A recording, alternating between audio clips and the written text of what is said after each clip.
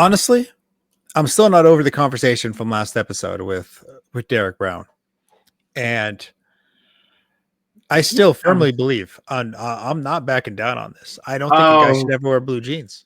Like Natter. you should, it's strictly. It should be either the color khaki or brown, tan, whatever one you want to classify, or black jeans. I did, to me, like any outfit you can create, I think it looks better with the alternative rather than blue jeans. I think the only time like blue jeans is only acceptable is when you're going for like a surfer look, kind of like a more white tee, blue jeans, light blue jeans, Vans, Jorts. jorts. You probably even do with jorts. That kind of like a Vans, light blue jeans, white tee type of fit. Other than that, like I feel like you just gotta throw that type of jeans away. But hey, you know what? This is Natter, and we are on level 10 of the Level Up podcast. Tip, tell me you agree with me. I do not agree with you, Natter, Why? at all. I'm wearing jeans right now. I wore jeans to work today. I wear jeans all the time. I am a blue jean fiend. Like blue. Why? Blue, black, green, purple, yellow. I got all. Well, I don't have purple or yellow, but I got blue, black, green. I got gray. I've got all sorts of colored jeans, bro, and I love my blue jeans especially. It's not the same. It's just it's not aesthetically. Matter. I just found out exactly what you do for a living. I'm not gonna say it, but that requires jeans. No, you wear like slacks in a way, kind of like work slacks. You don't wear no work slacks doing what you do. Natter. You definitely don't wear. You don't have a pair of blue jeans in your closet right now? No, I do. That's why it's like sitting in the back of my closet. Like I don't remember the last time I wore it because I just had the revelation of it's just not worth it anymore. Natter, I'm telling you, one of these days I'm making it to San Francisco, San Fernando, wherever you are. Yeah, I'm making it to California, and I'm coming to your house, and we're gonna go out to eat. Yep. And you're gonna wear blue jeans. I ain't wearing blue jeans. You're gonna wear blue jeans because I'm gonna wear blue jeans. And you're gonna be sticking out like a sore thumb with the fashion sense. Nah. No. Oh man. Okay. All right. All right. Well, you know what? We've gotten the draft. The draft is over with now, and we've had all the surprises. We've had all the hot takes out there in the world. All the Shedeur slander, all the jokes. Yeah. Don't worry, I laughed at all of them. I thought they were great, hilarious. The memes were hitting. And I mean, we have everything that we could possibly talk about in today's episode. We're going to be talking about a lot of the surprises, the aftermath, the head scratches, the head turners, and you know what, the mail sack. But for the head scratches, we're definitely staying away from Shedeur, right? Is that fair, Tab? We can stay away from Shedeur. He caught a lot of strays. Man, he caught a lot of strays over the past. But wait. I want to hear what your thoughts are on the prank call situation. Oh, the shit was hilarious. It was messed up, but it was hilarious. It is messed up, yeah. It was hilarious. It was hilarious. It was messed up, but it was hilarious. Okay. And we were kind of discussing this a little bit in the pregame, where you said the Steelers were blowing smoke. They had him come out all the way over there. They had a private workout. They took him out to dinner, and they ended up not even being interested in drafting him. Maybe he just bombed that little day and interview and all that stuff. The gathering in general, the way he bombed apparently every other interview, but. I was like, seeing all the comments on like Instagram and Twitter, and everyone's like, oh, well, I feel bad for him. This happened to him. He got ignored. He got ghosted. But I can't even think of the amount of times I did a job interview for a company. And, you go through round 1, you make it pass. You go to round 2, you make it pass. Maybe even a third interview, you make it pass. And then all of a sudden you get ghosted by your, recruiter in that company. And, you feel bad and you get upset. And essentially that's the same thing. So, if it happened to him and it happens to me, I don't really necessarily feel bad for him anymore. It's all right. He'll live. Wow. Okay. Maybe I'm being dramatic. What do you think? No, you're right. I mean, you are right. Especially the scenario you gave about the corporate America. That's exactly what they do. They not Discord, but when the interview process, we're going to bring you on for a second interview. How's next Tuesday? And you go to the second interview and you're even more entertaining and more pleasant than you were in the first interview. Everybody's getting along and everything's growing. Everything's copacetic. And then you leave there and they'll be like, hey, we'll be in touch with you very soon. And then very soon turns into never. Yep. So, I get what you mean, man.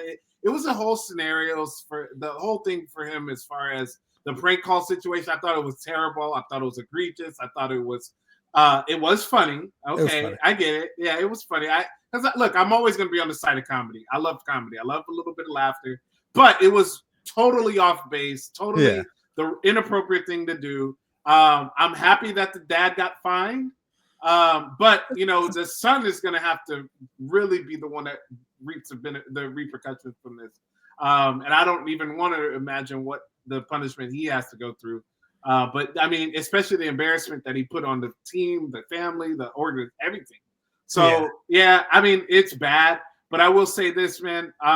With all that being said, this is just something that Shedeur Sanders can just add more fuel to this fire that hopefully is being lit from under his butt, because especially him getting drafted. This dude was a first-round draft pick, Natter. Like he was he was not. At one point, he was a first pick. No, he was not. Well, no, he was being graded as one. he was. Well, no, but they said that at the end of, I want to say at the end of the season, they said, all right, it's Shedeur Sanders or Ward. One or two? What do we do? And then people were going back and forth about that. But the thing is, this is just added fuel to this fire. He already got passed up by all the teams multiple times. He got passed up, and he's now in the 5th round. He know who his dad is. His dad is a former Hall of Famer, first-round pick. Everything that's good in football, Deion Sanders has done. So, like, I don't want to sit here and say that this kid who his dad is has been grooming him to become a just other superstar. He's been grooming him since day one. Like, I just feel like Shedeur Sanders has a good opportunity on his hands, man. It's just, what are you going to do? Do you have that mental space inside of you, or that fortitude inside of you to be like, you know what? I know I'm the shit. I know I'm the shit. Okay, I'm good. But I need to humble myself, because of this is a process that I'm going to have to go through. So if he's able to do that and humble himself a little bit, man, I think the sky's the limit for the kid. I think he could be dynamic. But that's all to be seen, and we'll see here pretty soon. I mean, he got drafted in a good situation. He has the chance to have a serious competition to be the starter going into the season. And you know what? That's all he could ask for at this point. Give him a chance to compete, and if he's got the talent, then he'll rise to the top. Same way, even though like Trey Lance and Brock Purdy, like Trey Lance, they traded 3 first-round picks for him, and then at the end of the draft, they said, "All right, you know what? This is a little hedge bet with Mr. Irrelevant." And Brock Purdy was just so much better than everybody, and you saw it. That's it. That's his role now. He's the QB1, and it doesn't matter how talented, or the fact that the Browns drafted another quarterback before in the 3rd round instead of Shedeur, and they had that image where they drafted Shedeur, and then they showed the Browns cam, and they showed how like sad they all looked doing it. He has a chance to prove them all wrong. And speaking of that, we're talking about interviews and stuff like that, and you know what, something I'm going to defend Shedeur on is that, sometimes when you're having discussion with some of the teams, he told the teams, hey, you know what, sometimes, hey, I don't think we're a good fit together. And I'm gonna he said that a couple times during the interview, and a lot of people are giving him flack for it, but you know what, I'm gonna defend him on that, where sometimes I went to a job interview, and we're having a discussion on the job about the job description and all that stuff and what is expected, and then they'll hit you with a couple phrases that are like, oh, we're a family here, or expect to work weekends, or expect to do long hours and stuff like that. And then, that kind of like puts a bell in your head that makes you be like, yeah, I don't really want to work here anymore. And hey, he told them, hey, I don't think we're a good fit. And sometimes same thing, like, you go to a job interview, you don't like the job, and you know what, you're not a good fit for them, or they're not a good enough fit for you. And I mean, he tried to put himself in a spot where he landed on a team that was a good fit for him. I'm not going to sit there and say, hey, that was a bad decision on his part. It's better he goes to a situation where he can compete than, for example, if he was to go maybe drafted as a backup to like the Eagles, for example. Like, he's not going to play. Like, say, oh, he got drafted by the Ravens. Like, he's not going to play. And it's better he got like I said, he got drafted in a spot where he can compete. He can complete. He definitely can compete, but I don't think that went into this draft process saying, I want to get drafted by the Browns. Like, Yeah, true. I don't think that was his thing. I think he wanted to get drafted 100%. But I think, the Steelers, I think that kind of perked him up a little bit, bro. Like whenever the Steelers came knocking, he was like, you saw Shedeur in that airport smiling. I mean, he smiles anyway all the time. But, looking engaged, looking like he's, Pittsburgh. But you know what, man? It was all smoke. It was now that we found out. And I wish the kid the best. Like I wish all the kids the best. But you know what? I just wish Ashton Jeanty a little bit more best than all the other ones. That's fair. That's fair. And you know what? We're going to be talking about a lot of the draft that happened in this past week. But of course, we'll be talking about the aftermath right now. So right now, Tip, give me something, a takeaway in this draft. Yeah, the Bears are for real, guys. I'm not gonna go too much into the Bears because everybody's talking about them right now. But I love what they're doing. They are getting Caleb Williams, who sucked last year in third down percentage. They're getting him Colston Loveland and Luther Burden. That's going to tremendously help the offense in third down. And another team that a lot of people aren't really talking about just yet that I'm starting to really. I was making fun of them at first, especially their head coach Liam Cohen, but the Jacksonville Jaguars, man, if they can get this defense together, they've got a shot now. I didn't say this last week, but I'll say it now because they've got Travis Hunter there alongside Brian Thomas Jr. with two decent running backs who can be decent when they're healthy and when they got their heads together. And not a bad offensive line, but it's middle of the road offensive line. I think they can do better there. But Trevor Lawrence has no more excuses. Like he has to deliver now. And, he had this coach situation with Urban Meyer. He had the situation with Doug Peterson. Now you've got this guy who's very aggressive, an aggressive play caller, who's got two really good weapons that he can be aggressive with. And actually more than that with the running backs and Brenton Strange. I mean, he's a good tight end. I mean, like, you've got some weapons at your disposal, kid. Like, I need you to deliver on that first draft, that first pick that you got back in the day.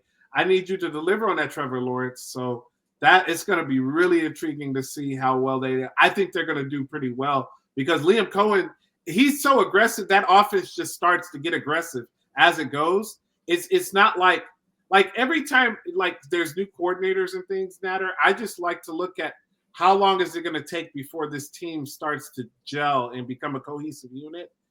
It happens. I look at that and I think that Liam Cohen is just so aggressive and he keeps going at a defense so much that it's going to make the offense click quicker. And I think that offense is going to be pretty good.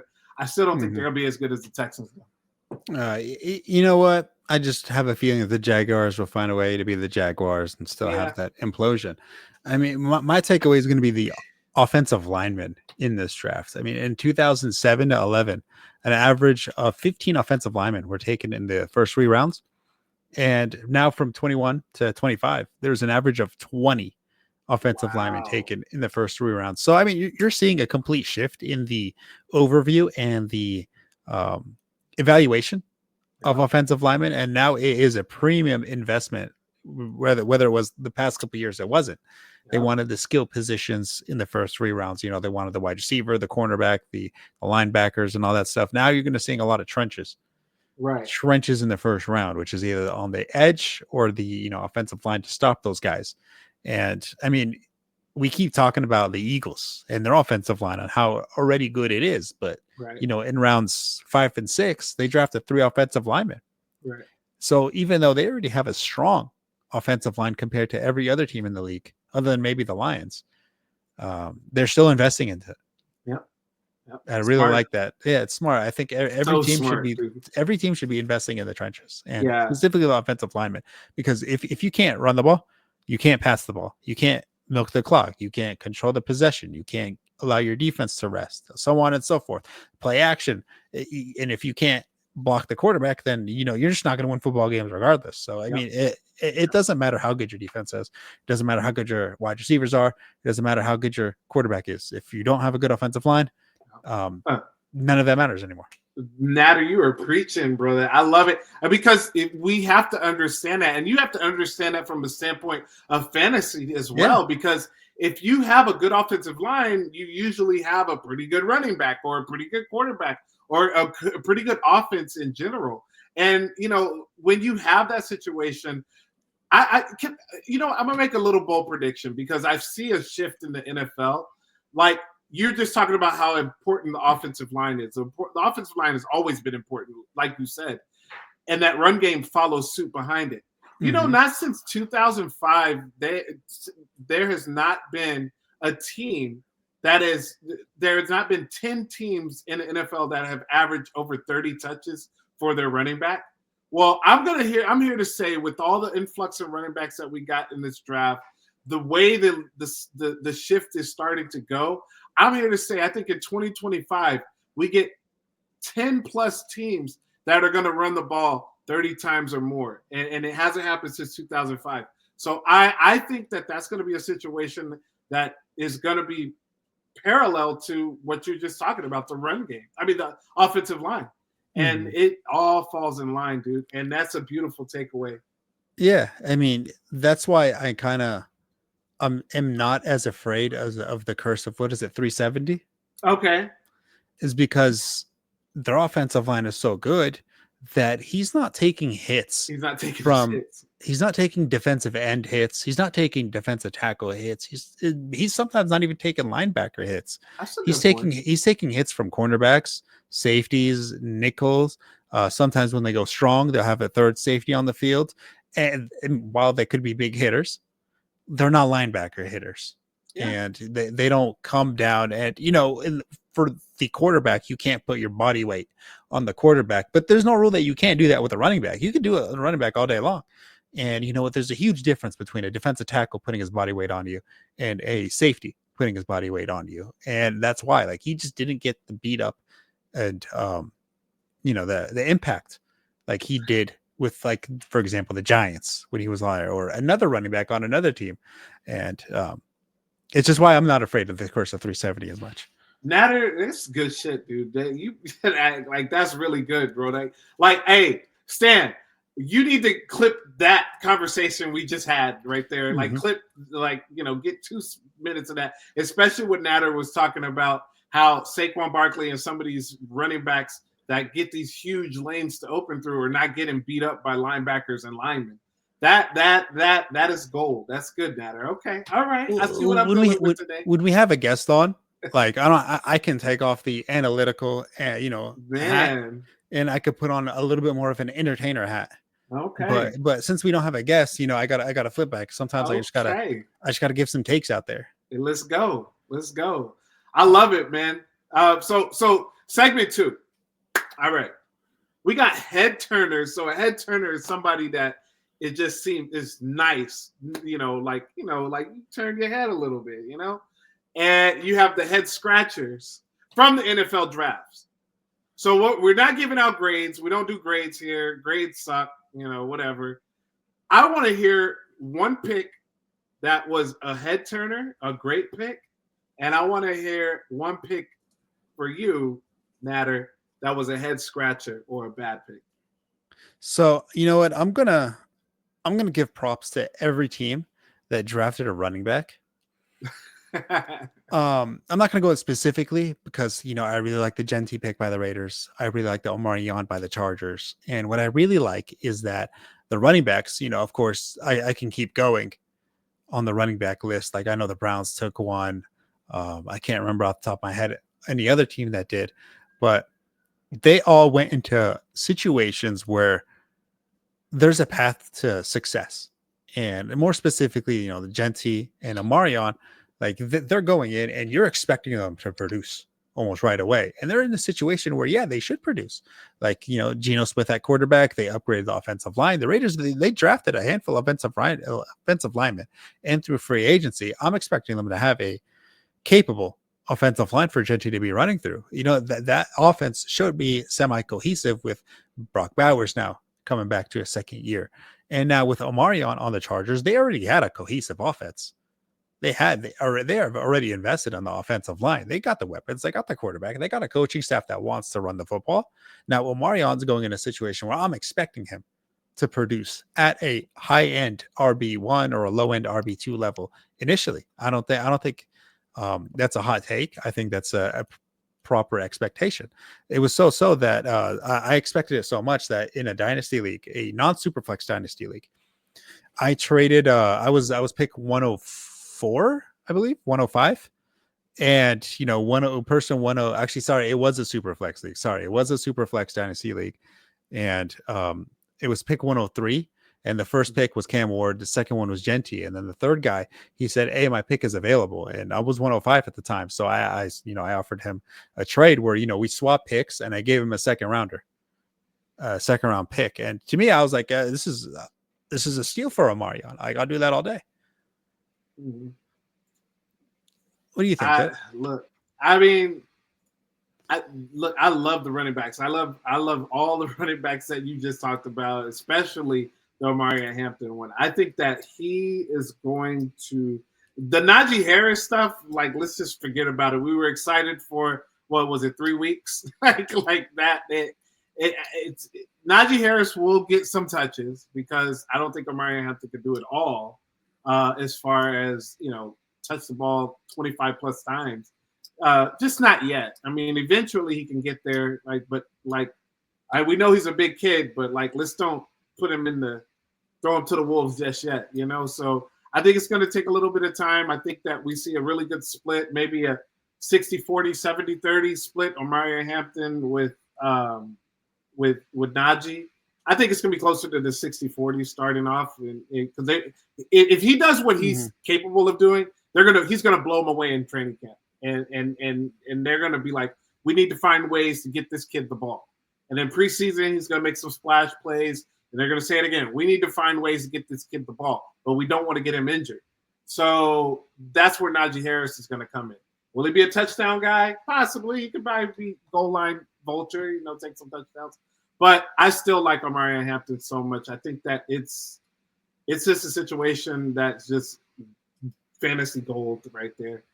For me, though, I like the Jaden Higgins and Jalen Noel that they with the Houston Texans, man. I mean, you got a situation last year where they had Stephon Diggs, Nico Collins, and then you had Tank Dell. Oh wait, we got tight end. We got Dalton Schultz, Joe Mixon. This offense was ready. This offense was so ready, Nader. But they just couldn't get the offensive line sucked. Lack of a better term, it sucked. So the offensive line is what held them back. Well, you go into the year, you get some offensive linemen, you get a couple offensive linemen in the draft. You draft some wide receivers for depth because Xavier Hutchinson, John Mechie, they were not getting it done. Robert Woods, he's a former shell of himself. They were not getting it done. They needed to get younger. They needed to get some players who are going to make some plays. And Jaden Higgins is a player that can make plays. He has fluidity in his routes. He's not only is he fluid, he has a catch radius that's uncanny, 6'4". I mean, the kid is just he can take you off the top. He kind of does what Nico Collins did. Can you imagine 2 Nico Collins on that team? Man, look, I think the Texans hit a home run. It's now, can we protect this stud quarterback of ours? If they can protect CJ Stroud just a little bit, dude, please just protect the kid. If they could do that, man, I think that the sky's the limit for this offense. I think that they will be relatively quickly one of the top offenses in the league this year. Yeah, I mean, I expect big things from that team, and I think that was a good pick. It's not necessarily what I would have gone, but I can't complain about it too much. You would have gone offensive line because that's what you were talking. You're so right, Nader. You're so right. But I think that they just valued Higgins a little bit more than waiting for somebody else, like I don't know, Jalen Royals or I think one of those other guys. a lot of the offensive linemen were earlier than I expected. Yeah, And because of that, I think it shook up a lot of draft boards, yeah, yeah, considering there yeah, just yeah, wasn't a premier talent in the mid round of the first round yeah. for you to be able to take offensive line or to justify taking offensive linemen. So they had to pivot to either these wide receivers, these DBs, these edge rushers, and all that good stuff. But I mean, Okay. my head scratcher is probably going to be, I can't even say his name. Tetario McMillan. Oh, Tetaroa McMillan. Tetaroa, there we go. Tetaroa Yeah. McMillan for the Panthers. Okay. With a significant need on the defense for the Panthers, I'm really surprised that they went wide receiver specifically. And they went to a wide receiver where I always try to tell people this, and especially because, dynasty drafts are starting. I've never seen, and I can't think, Tip, you can prove me wrong on this one. I can't remember a time a wide receiver coming into the league had the scouting report of struggles to separate, succeed in the NFL. Like, if you're struggling to separate against college level talent, how are you going to separate against NFL level talent? And Yeah. I'm trying to think, and I've always challenged people on this one. Where can you tell me the last time a receiver with the scouting report of struggles to struggles to separate, succeed in the NFL? The closest one is Mike Evans, but he even has route running ability, and he paired it with his big body physicalness. Yes. McMillan isn't really like that. He's a good possession receiver. He's not as physical. He has a decent 40-yard dash. He's tall and he's big. He's 6'4". Right. But I mean, the amount of times, big receivers get locked up by smaller guys, it's not like it's a surprise. So I don't know. It didn't make sense. He don't have that, like what you said. He doesn't have that dog. Like Mike Evans got that dog in him. Like Mike Evans, he's got that roof in him. Like I think of wide receivers like Jamar Chase. Jamar Chase got that dog in him. Like he's not as physical. I mean, like physically, imposing as Mike Evans, but you don't mess with Jamar Chase. Like you just he's strong, and so I look at a guy like Tetaroa. I've watched some of his film. I watched a few of his games, and I don't see that physicality. And I wonder if the NFL will make him more physical. I wonder to myself, will the NFL be so physical because you're over here overpowering kids pretty much. I mean, yeah, young men, but this is not men like in the NFL. So yeah, you may not have to be that physical. You might still can make some physical plays here and there, but you scale it back a little bit. So I'm wondering if the NFL, because the NFL will make everyone tough, or you will not be in the NFL. I wonder if that will start to come out during his start of the tenure, because he is a big guy. He's a big play threat, big dude. Like he can, I could see him using him in the fade route a lot, like they do with Mike Evans, or like you. So I could see that, but man, I want to see you beat somebody up. Like I want to see you knock them out of your way, like be physical with them. So I want to see about him. Yeah, he could always develop route running ability. He could always develop that. He's still a young guy, so I mean, he's not a polished finished product yet. But it's a difficult hill to climb when you struggle to separate, and because of that, in a lot of dynasty drafts, even if he falls to me, I'm going to be fading him for another player. But who would you fade? Who would you fade him for? Luther Burden? I have to look at the mock drafts. While you give me your head scratcher, let me look that up. Yeah, my head scratcher is easy. It's Tyler Warren. I love the kid's talent, and I hope I'm wrong here. I really do, because he's one of those guys where he can do it all. He looks like Dallas Clark, but bigger. And I loved Dallas Clark when he was a tight end. They utilized him in so many different ways, and they could do that with Tyler Warren. I just don't like who the hell's throwing him the ball. Like, man, how are you gonna have Anthony Richardson with his 61% completion percentage last year, and then you're gonna have Joe Flacco, who was not much better than that, at like what 70%, 71%. Like, I understand tight ends are supposed to help you make easier throws, especially good ones, and hopefully this is the case. But I just didn't understand it. I didn't like the fit there. I know the Colts were needing a tight end and they were projected to get a tight end, but I think they need to figure out what the hell's going on with these quarterbacks, because Daniel Jones, and Anthony Richardson, really, like, it's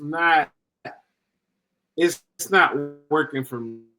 I think they're doing some things backwards. Maybe they're trying to tank for next year. I don't know what they're doing, but it's a really big head scratcher for me. I wouldn't get him in fantasy. I would, though, do in dynasty. Go ahead, by all means, get him. I would take Colston Loveland ahead of him, though, right now. But I do like Tyler Warren. They just got to get their quarterback situation figured out. They've got too many guys in there that can become a jumbled mess, especially with Michael Pittman there. He just is a space clogger. I like Michael Pittman, but he just don't do nothing. He's a possession guy, and then you got Downs there, and he runs all over, zipping them all over the field, and then straight line speed. Alec Pierce is just like, but they have nobody who can throw the ball to any of these guys, so that's just so scary to me. So I'm staying away from Warren, especially in redraft leagues. Mm-hmm. So to answer your question real fast, so right now in a dynasty draft that's going on right now for me, did I just drop the mic? Oh, you hear me? So let's see right now. Yeah. In the dynasty league that I'm currently in. Yeah, there we go. So the one that I drafted Omarion in 103, McMillan, he got taken 104. Actually, he got taken the pick right after mine. And I mean, I definitely wouldn't do that. I'd be looking at, Travion Henderson before him. I'd be looking at Kinshawn Judkins before him. I don't think I'd be going at Caleb Johnson before him.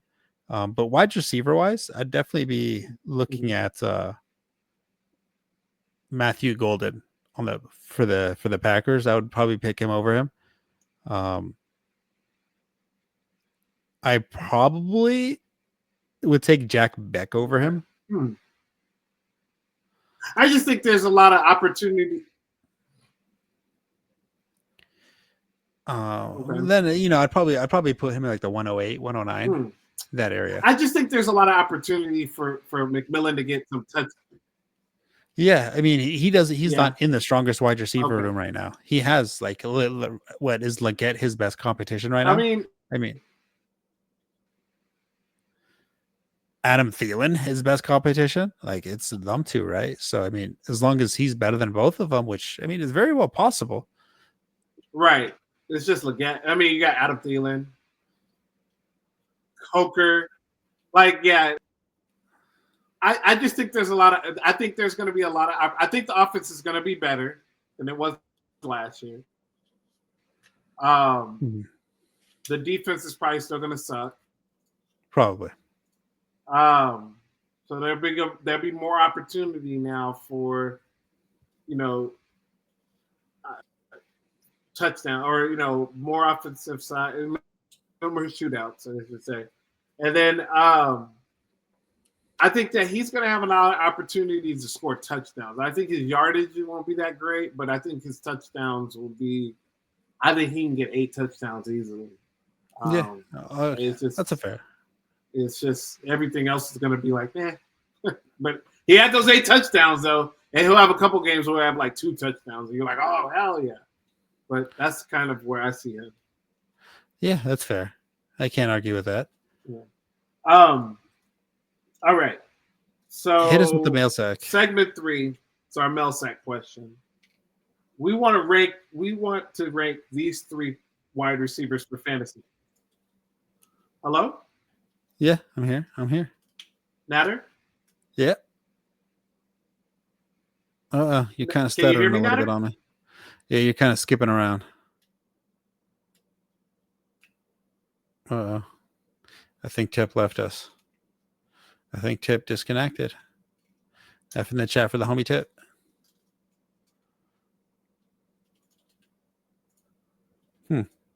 Since we got some dead space, let's see. What can I rant about? I don't know. What's a good rant? What's a good rantable topic? Hello. Can you hear me? There we go. Oh, you're back? All right, good. All right. Yeah. All right. My bad. All right. No, you're good.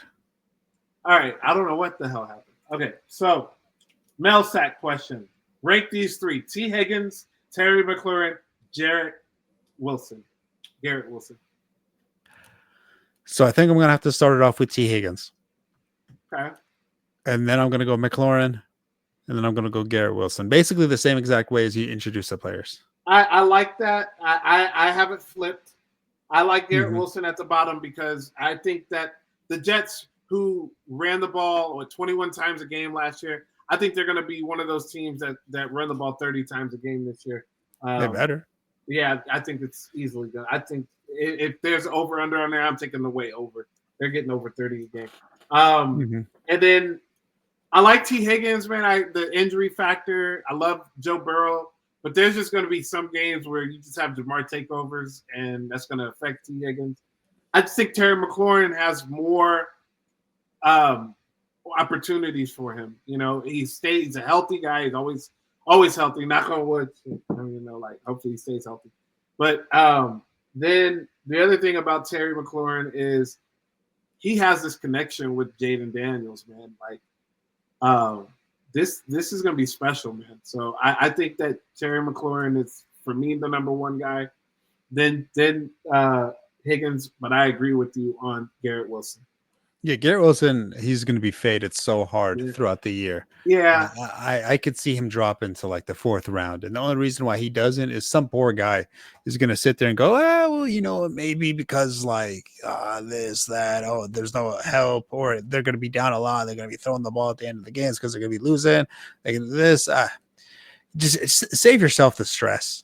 Save yourself to sit in there every week leading up to Sunday morning of, should I do it? Should I not do it? Should I take him? Should I put him in my lineup? But I got Omarion Hampton in my flex. Should I switch him? Or okay, what about Mike Evans or Chris Goddard? Should I switch him and put my flex? Just save yourself the trouble on that, and just don't take him, and you'll notice that your year will be a lot less stressful because of it. 100%.